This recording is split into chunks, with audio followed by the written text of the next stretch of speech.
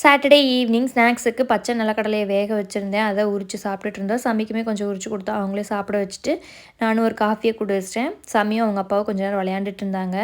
இந்த செடி எல்லாத்தையும் கட் பண்ணி பதியம் போட்டு வச்சிடலாம். எப்படி அது காஞ்சு போயிடும்னு தெரியும். அதனால் ஃபஸ்ட்டே கட் பண்ணி பதியம் போட்டு வச்சிட்டேன். அதுக்குள்ளேயே சமி ஒரு செடியை பிடுங்கி விட்டாங்க. அதையும் நட்டு வச்சுட்டு கிச்சன் வந்தாச்சு. ஹஸ்பண்ட் ப்ரௌனி கேட்டுகிட்டே இருந்தாங்க ஒரு வாரமாக. சரின்ட்டு அதுக்கு தான் ரெடி பண்ணிட்டு இருந்தேன். கந்தசஷ்டி விரதம் ஸ்டார்ட் பண்ணதுக்கப்புறமா கிட்டத்தட்ட 2 மாதமாக நாங்கள் ப்ரௌனியே சாப்பிடல. எக்லெஸ் ப்ரௌனி வேணால் ட்ரை பண்ணியிருக்கலாமா என்னமோ, ஆனால் அதையும் நாங்கள் ட்ரை பண்ணல. சரின்ட்டு இன்றைக்கி ப்ரௌனி செஞ்சாச்சு. 2 பேட்ச் போட்டிருந்தேன்.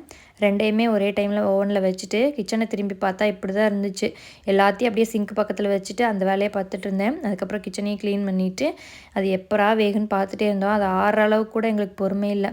எப்படியோ ஆற வச்சு பீஸ் போட்டு சூப்பராக சாப்பிட்டாச்சு.